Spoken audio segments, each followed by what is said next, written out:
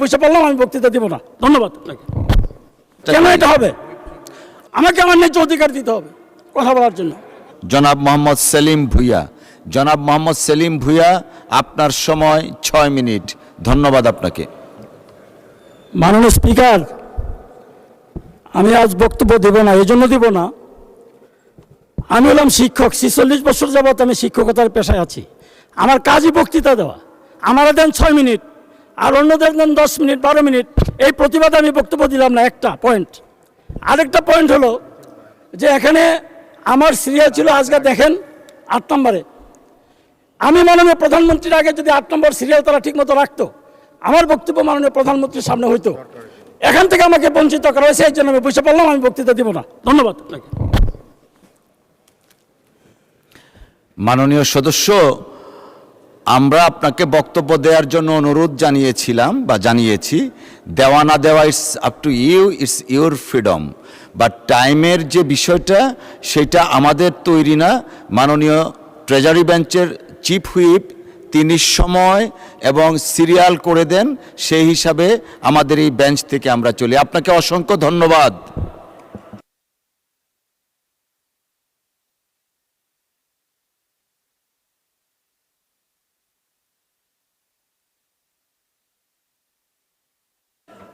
জনাব সেলিম ভুঁইয়া সাহেবকে মাইকটা দেন, উনি কি বলতে চাচ্ছেন একটু বুঝার চেষ্টা কেন করেন। এটা হবে? আস্তে আস্তে বলেন যেন আমরা বুঝতে পারি। জনগণের প্রতিনিধি, আমিও জনগণের প্রতিনিধি, সুতরাং আমারও রাইট আছে এখানে কথা বলার। আমাকে আমার ন্যায্য অধিকার দিতে হবে কথা বলার জন্য।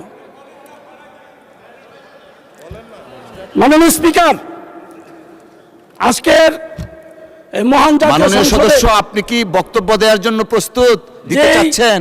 6 মিনিট দেওয়া হলো আপনাকে। যে বাজেট পেশ করা হয়েছে এটা একটা ঐতিহাসিক বাজেট। এই বাজেটের জন্য মাননীয় প্রধানমন্ত্রী এবং মাননীয় অর্থমন্ত্রীকে ধন্যবাদ জানাচ্ছি। এই ঐতিহাসিক বাজেটের উপর বক্তব্য রাখার সুযোগ পেয়েছি, কিন্তু মন খারাপ, ভালোভাবে দিতে পারতেছি না। আজকে এই শিক্ষা খাতকে সর্বোচ্চ অগ্রাধিকার দেওয়ায় আমি আবারও মাননীয় প্রধানমন্ত্রীকে এবং অর্থমন্ত্রীকে ধন্যবাদ জানাচ্ছি। বিগত 17 বছর ফ্যাসিস্ট সরকার শিক্ষা খাতকে ধ্বংস করে দিয়েছে। এই শিক্ষা খাতের উপর যেহেতু সর্বোচ্চ বাজেট, এই জন্যই আমার একটু বক্তব্য বেশি দেওয়ার প্রয়োজন। এই শিক্ষা খাতের বাজেটটা যাতে ঠিকমতো কাজে লাগানো হয়, কারণ এই শিক্ষা খাতে আগে যে বাজেট রাখা হয়েছিল সেই বাজেটে দেখা যায় যে সবচেয়ে বেশি বরাদ্দ রাখা হতো প্রশিক্ষণে, শিক্ষকদের প্রশিক্ষণ। মাননীয় স্পিকার, আপনি শুনলেও অবাক হবেন, এই যে শিক্ষকদের প্রশিক্ষণের জন্য যে বাজেট রাখা হতো, শিক্ষার উন্নয়নের জন্য না, শিক্ষকদের প্রশিক্ষণের জন্য। এই প্রশিক্ষণে শিক্ষকদেরকে না পাঠিয়ে আমরাও এই প্রশিক্ষণে যাইতো, শিক্ষকদের প্রশিক্ষণে, এবং আমরাও এই শিক্ষকদের প্রশিক্ষণে গিয়ে তাদের আত্মীয় স্বজনকেও সেই প্রশিক্ষণে নিত শিক্ষকের নাম দিয়ে। এবং সেখানে তারা যে ট্রেনিং নিয়ে এসে, আমরা দেখা গেছে যে একজন উপসচিব প্রশিক্ষণ নিয়ে আসছে, উনি প্রশিক্ষণ নিয়ে এসে 2 মাস পরে তাকে বন মন্ত্রণালয়ে ট্রান্সফার করে দিছে। এখন উনি ছাত্রদের প্রশিক্ষণের জন্য যে ট্রেনিং নিয়ে আসলো, সেই ট্রেনিং কি উনি বাঘকে শেখাবে, না ভাল্লুককে শেখাবে, না সাপেরে শেখাবে? এটা প্রশ্ন। এই ধরনের বাজেটকে যাতে অপচয় করা না হয়, আর যাতে এই ধরনের দুর্নীতি শিক্ষা খাতে না হয়, সেটাকে দেখতে হবে। এখানে আপনার আমাদের এত বড় রিস্ক নিয়েছেন এই সরকার যে কিভাবে শিক্ষার উন্নয়ন করা যায়। আপনি দেখেন, এই একটা পত্রিকায় লেখা আছে, পাঠ্য বই মুদ্রণে এনসিটিভিতে ফের সক্রিয় আওয়ামী সিন্ডিকেট। কেন আমাদের কি লোক নাই? আওয়ামী সিন্ডিকেটদের কাছে কেন? এখানে পরিষ্কার বলা আছে যে সবচেয়ে বেশি বিতর্কিতদের মধ্যে আছে এনসিটিভির সচিব অধ্যাপক শাহ মোহাম্মদ ফিরোজ আল ফেরদৌস। তিনি আওয়ামী লীগের শিক্ষামন্ত্রী, দীপুমনির ঘনিষ্ঠ পানি জাহাঙ্গীর, শাহিদুল কবির, রতন কুমার, নিজামুল হক সিন্ডিকেটেরও সক্রিয় সদস্য ছিলেন। এখন তাকে আবার এখানে কেন এই সুযোগটা দেওয়া হলো? এটা আমার আপনার মাধ্যমে প্রশ্ন। এবং ক্ষুদ্র মাঝারি প্রেসকে এখানে, যারা আমাদের দেশের এই ক্ষুদ্র মাঝারি প্রেসকে এখানে বঞ্চিত করে, এখানে প্রায় 2000 কোটি টাকার মুদ্রণ কাজ ভাগ বাটোয়ারা করা হচ্ছে। এটা তদন্তে দেওয়া হোক এবং তদন্ত দেওয়া হলে দোষী ব্যক্তিদের বিরুদ্ধে এখানে শাস্তিমূলক ব্যবস্থা করা হোক। এখানে আমাদের মাননীয় প্রধানমন্ত্রী এবং অর্থমন্ত্রী যেই আপনার টাকাটা রেখেছেন শিক্ষা খাতে, যে 1,36,606 কোটি টাকা, এই 6 কোটি টাকার সঠিক ব্যবহার করতে হবে। এখানে দেখা যায় কারিগরি শিক্ষার কথা বলা হয়েছে, মাননীয় স্পিকার, কারিগরি শিক্ষা, কর্মমুখী শিক্ষার কথা প্রাধান্য দিয়েছেন আমাদের মাননীয় প্রধানমন্ত্রী, কিন্তু এই কর্মমুখী শিক্ষায় আপনার এখানে এটার উপর আসলে কোনো গুরুত্ব দেওয়া হচ্ছে না। এখানে শিক্ষা প্রতিষ্ঠান যদি আপনি চালু না করেন, নতুনভাবে যদি আপনার কারিগরি শিক্ষা প্রতিষ্ঠান গড়ে তোলা না হয়, তাহলে তো আপনার কিভাবে এই শিক্ষার মান উন্নয়ন করবেন আপনি কারিগরি শিক্ষার? সুতরাং এই কারিগরি শিক্ষার উন্নয়নের জন্য যে সমস্ত শর্ত দেওয়া হয়েছে শিক্ষা প্রতিষ্ঠান গঠন করার জন্য, তৈরি করার জন্য, সেই শর্তগুলি কিছুটা শিথিল করে কারিগরি শিক্ষা প্রতিষ্ঠানের সংখ্যা এখানে বাড়াতে হবে। এখানে এনটিআরসি নামক শিক্ষা মন্ত্রণালয়কে শিক্ষক নিয়োগের জন্য যে একটা আপনার এনটিআরসি বিগত সরকারের সময়, বিএনপি সরকারের সময় এনটিআরসি করা হয়েছিল শিক্ষকদের একটা রেজিস্ট্রেশন দেওয়ার জন্য, কিন্তু এই রেজিস্ট্রেশন কর্তৃপক্ষ এখন মানে কয়েক হাজার নকল সার্টিফিকেট দিয়েছে। এখন এই নকল সার্টিফিকেটধারীরা, এই যে একটা পরীক্ষা নেওয়ার একটা প্রক্রিয়া চলছে, নকল সার্টিফিকেটধারীরা এখন এই পরীক্ষা দেওয়ার সুযোগ পাইতেছে। এই জন্য আগে নকল সার্টিফিকেটধারী যারা, তাদেরকে বাইর করতে হবে। আমরা চাই যোগ্যতা সম্পন্ন, মেধা সম্পন্ন শিক্ষক নিয়োগ করা হোক, কিন্তু সেটা স্বচ্ছ প্রক্রিয়ার মাধ্যমে। কিন্তু এনটিআরসির যে বর্তমান সিস্টেম, এই সিস্টেমে মাননীয় আইনমন্ত্রী যদি এখানে থাকেন, ওনাকে আমি জানাতে চাই যে আইনের কোথাও বলা নাই এনটিআরসি শিক্ষক নিয়োগ দিতে পারবে। যেহেতু আইনে বলা নাই, সুতরাং এটা কিভাবে তারা শিক্ষক নিয়োগ দেবে? এই জন্য শিক্ষক নিয়োগের জন্য একটা মিনি আপনার কমিটি গঠন করা হোক, যে বিসিএস এর আদলে, যাতে প্রকৃত এবং মেধা সম্পন্ন শিক্ষকরা আমরা এখানে নিয়োগ পেতে পারি। আমরা চাই একটা এই শিক্ষাকে ঢেলে সাজানোর জন্য আবারও যদি সেই ফ্যাসিস্ট সরকারের আমলের মতো এখানে শিক্ষা অধিদপ্তরের একটা দুর্নীতি রাখরা, এনটিআরসিও একটা দুর্নীতি রাখরা, আপনার টেক্সট বুক হলো আরও বেশি দুর্নীতি রাখরা, এগুলিকে ঢেলে সাজাতে হবে। এগুলিকে ঢেলে সাজানো না হলে আমরা কিন্তু আগের অবস্থায় থাকব এবং জাতির কাছে আমাদের উত্তর দিতে হবে। এবং আমাদের মাননীয় প্রধানমন্ত্রীর যে প্রত্যাশা, হাজার হাজার কোটি টাকা, 1,36,000 কোটি টাকা শিক্ষার জন্য বরাদ্দ রেখেছেন, আজকে আমার মাননীয় প্রধানমন্ত্রী কেন বিতর্কিত হবে? উনি তো করেছেন এদেশের শিক্ষার উন্নয়নের জন্য।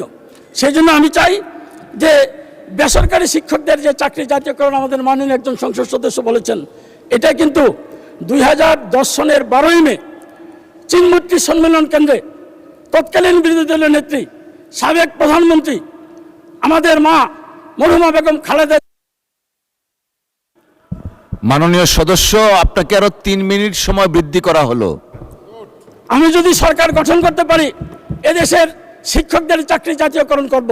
ওনার এই ঘোষণার সময় আজকের যিনি আমাদের মাননীয় মহাসচিব বিএনপি বাংলাদেশ জাতীয়তাবাদী দলের, সেখানে উনি ছিলেন, মাননীয় শিক্ষামন্ত্রী তৎকালীন ডক্টর উসমান ফারুক সাহেব ছিলেন, খায়রুল কবির খোকন সাহেব ছিলেন, আমানুল্লাহ আমান সাহেবরা ছিলেন, জয়নুদ্দিন ফারুক সাহেব সেদিন ছিল। সুতরাং আমি চাই মাননীয় প্রধানমন্ত্রীর যে ঘোষণা, সেই ঘোষণার বাস্তবায়ন করতে হবে। নন এমপি শিক্ষকদেরকে এমপিভুক্ত করতে হবে এবং এফতাদিয়া মাদ্রাসার শিক্ষকদেরকেও এমপিভুক্ত করার আওতায় আনতে হবে। সুতরাং এই বিষয়গুলি যদি আমরা না আনি, শিক্ষায় আমরা বলবো যে শিক্ষার উন্নয়নের কথা বলবো, শিক্ষকদেরকে অভুক্ত রেখে তো শিক্ষার উন্নয়ন করা যাবে না। শিক্ষা যদি জাতির মেরুদণ্ড হয়, শিক্ষক হবে শিক্ষার মেরুদণ্ড, সেই শিক্ষকদেরকে অভুক্ত রাখা যাবে না। এবং আমাদের মাননীয় প্রধানমন্ত্রী চায় না শিক্ষকদেরকে অভুক্ত রাখার জন্য। মাননীয় স্পিকার, আজকে যেহেতু আমার সময় কম, আমি যদি আগের নির্ধারিত 8 মিনিট পাইতাম, আপনি 2 মিনিট দিলে 10 মিনিট হতো, এখন পাইলাম 9 মিনিট, আরও 1 মিনিট কম আছে আমার। তো যাই হোক, আমার নেতা শহীদ প্রেসিডেন্ট জিয়াউর রহমান, উনি শিক্ষাকে গুরুত্ব দিয়েছিলেন। বেগম খালেদা জিয়া আমাদের মা, উনি শিক্ষাকে গুরুত্ব দিয়েছিলেন। আমাদের নেতা, আমাদের মাননীয় প্রধানমন্ত্রী, উনি শিক্ষাকে গুরুত্ব দেওয়ার জন্যই কিন্তু উনি শিক্ষা খাতে সর্বোচ্চ বরাদ্দ রেখেছেন। আমরা চাই এই বরাদ্দটা আগামী 5 বছরের ভিতরে জিডিপির 5% উন্নীত করা হোক এবং 5% উন্নীত করে আমাদের এই সমস্যাগুলি দূর করতে হবে। মাননীয় স্বরাষ্ট্রমন্ত্রী এখানে আছেন। আমাদের যে পুলিশ, আমার যে এলাকা, সেই এলাকার পুলিশ প্রশাসন, তাদেরকে যদি বলা হয় যে ইয়াবা ব্যবসায়ীদেরকে ধরেন, ওনারা বলে কীভাবে ধরবো, আমার তো নাই, ওই যে গাড়ি নাই, পরিবহন নাই, তাদেরকে গাড়ি দেন প্রয়োজনে, কিন্তু তাদেরকে ধরার একটা ব্যবস্থা করেন। এই মাদক সেবনকারীদের। কিন্তু মাদক সেবন যারা করে আমাদের পুলিশ বাহিনীর অনেক সদস্য এর মধ্যে জড়িত, ডিলার ব্যবসায়ীদের সাথে তারা সরাসরি জড়িত। সুতরাং এই পুলিশকে, এই পুলিশ তো আওয়ামী লীগের পুলিশ, এই প্রশাসন ইউনো ডিসি যারা আছে তারা আওয়ামী লীগের ইউনো ডিসি, তাদেরকে কি করা হয়েছে হয়তো মতিঝিল থানা থেকে ট্রান্সফার করে আপনি নারায়ণগঞ্জ থানায় দিয়েছেন, কিন্তু এরাই তো, এদের ভিতর থেকে আওয়ামী লীগের গন্ধ যায় নাই। সেই জন্য বাংলাদেশ জাতীয়তাবাদী দলকে বিতর্কিত করার জন্য, বর্তমান সরকারকে বিতর্কিত করার জন্য পুলিশ কাজ করছেন, এই প্রশাসন কাজ করছেন। আমাদের এমপিদের কথা তারা শোনে না, তারা তাদের কাজ দিয়ে ব্যস্ত থাকে। সুতরাং সত্যিকারভাবে যদি এই বাজেট বাস্তবায়ন করতে হয় তাহলে এই প্রশাসনকে এবং এই পুলিশ বাহিনীকে ঢেলে সাজাতে হবে। এই পুলিশ দিয়ে বাংলাদেশের কখনো মঙ্গল আমরা আশা করতে পারি না। মাননীয় স্পিকার, আমার এলাকার রাস্তাঘাটের জরাজীর্ণ অবস্থা, এই ভাটেরচর থেকে হোমনা যাওয়ার যে রাস্তা, সেই রাস্তার অধিকাংশ অংশই ভাঙ্গা এবং তিতাসের অনেক অংশই ভাঙ্গা। তিতাসে আরেকটা মিনিট দেন আমাকে, 7 মিনিট হয়েছে, 7 সেকেন্ড আছে, আরেকটা মিনিট আগে থেকে দেন, আমি শেষ করে দেবো 1 মিনিটের মধ্যে। আমার এলাকায় 1 মিনিট দেয়া হলো, শেষ করেন তারপরেও। হ্যাঁ, এখানে একটা এলাকা আছে ঝগড়ার চর, এই ঝগড়ার চরকে আমরা শান্তির চরে পরিণত করতে চাই মাননীয় প্রধানমন্ত্রীর নেতৃত্বে। এবং এই তিতাস নদীর পরে এখান থেকে আপনার এই গ্রামটি সম্পূর্ণ একটা দ্বীপ এলাকা, বিচ্ছিন্ন এলাকা। এখানে আমাদের মাননীয় এলজিআরডি মন্ত্রী, মাননীয় মহাসচিব, উনি পদক্ষেপ নিয়েছেন এই নদীর উপর সেতু নির্মাণ করার জন্য। সেই জন্য আমি মাননীয় মহাসচিবকে এবং আজকের আমাদের স্থানীয় সরকার যে মন্ত্রী, ওনাকে ধন্যবাদ জানাচ্ছি এবং মাননীয় প্রধানমন্ত্রীকে ধন্যবাদ জানাচ্ছি। এই ভবেরচর থেকে মেঘনা যাওয়ার এই রাস্তা, মেঘনা হয়ে হোমনা যাওয়ার রাস্তাটা, এটা মেরামত করার জন্য। এবং আমরা যে যাই, আমাদের গাড়ি ওইখানে পড়ে জায়গা, মানুষ দিয়ে আবার উঠাইতে হয়, তো সেই অবস্থায় থেকে পরিত্রাণে আমরা উপায় খুঁজছি। এবং মাননীয় এলজিআরডি মন্ত্রীকে আমি আরেকটা অনুরোধ করব, তিতাসকে একটি পৌরসভায় পরিণত করার জন্য। তিতাস একটি পৌরসভা যাতে হয়, মাননীয় স্থানীয় সরকার মন্ত্রী মহোদয়, আপনি দৃষ্টি আকর্ষণ করে আমার বক্তব্য এখানে শেষ করছি। সকলকে ধন্যবাদ।